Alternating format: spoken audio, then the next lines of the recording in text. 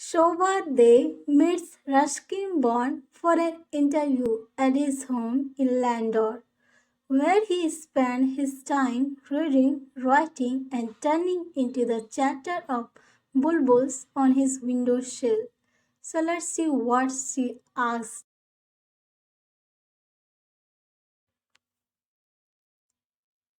What does 89 really feel like? Do you sometimes wish you were 29? No, 89 does not feel too old. My writing does tire me sometimes, which didn't happen when I was much younger. There is the occasional twinge of pain here and there. Of course, when I look in the mirror, I will find a couple of teeth missing and the double chin is sagging. But mentally, I am very similar to what I was at 29 or 90 or 9, which is why people say I never grew up. In the foreword, you write that the book is about growing old and liking it, which is the key attribute to living a good life. And how does one prep for the golden years? It's a series of mini essays on growing older and the things that made life worth living. Here I am at 89, a reasonably happy man with no big regrets. I work hard, and that's important. Continue doing what you have been doing creatively.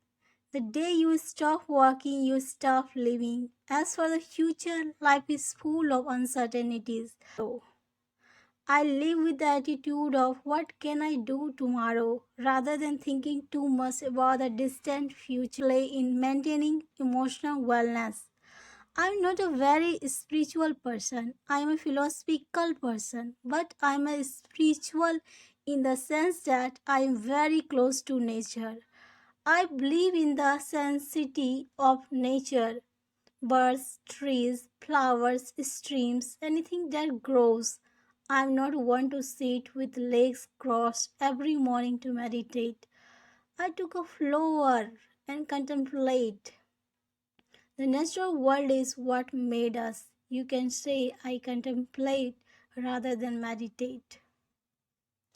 What are the small things and big things that make you happy?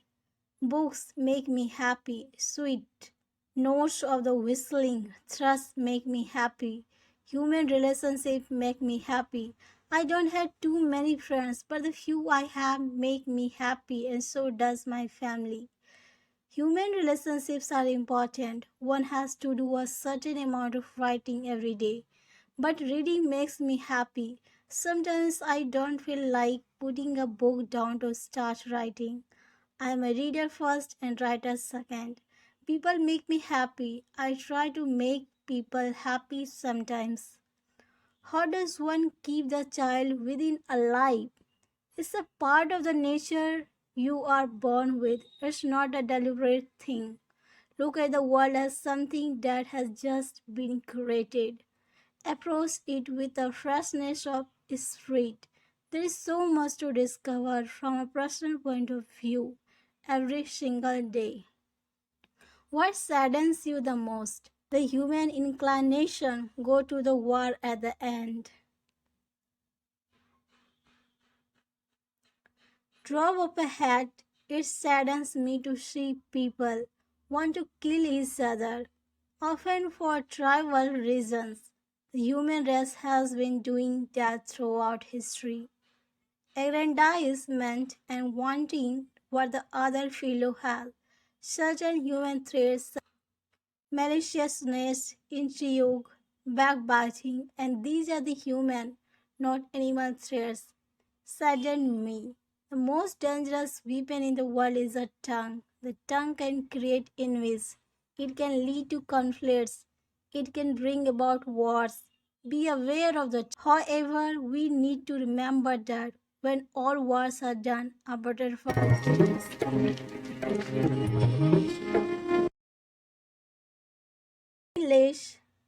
Has been declared a global epidemic. Why are people lonely?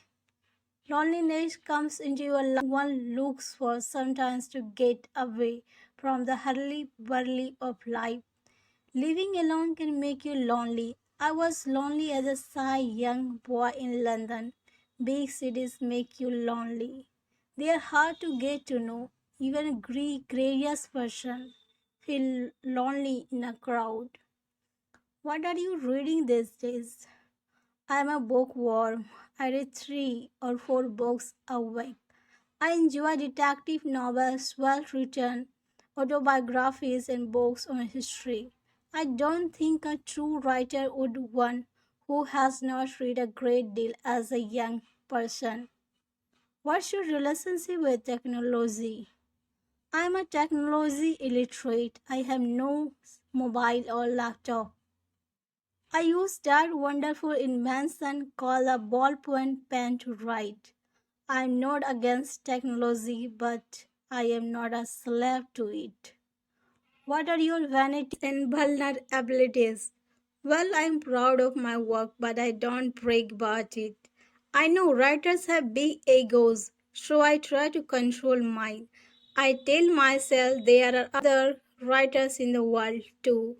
Vulnerabilities, I am sensitive and get hurt easily. If someone says something overly critical of me, you have to know me to understand my vanities and vulnerabilities. Thank you so much for listening and watching.